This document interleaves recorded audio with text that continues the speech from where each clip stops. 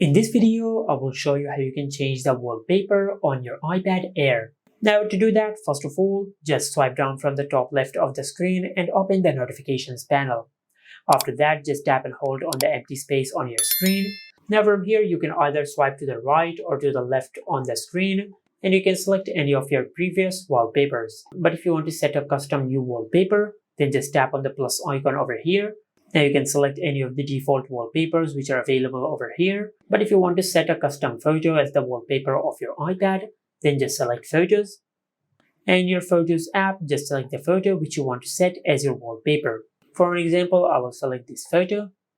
Now from here, you can zoom in or zoom out, and you can crop into the photo.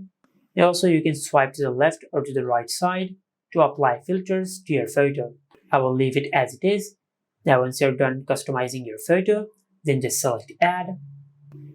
Now if you want to set a custom wallpaper for your home screen, just select Custom Home Screen. But if you want to set the same wallpaper on your lock screen and on your home screen, then just tap on Set as Wallpaper Pair. Then just select the wallpaper which we have created.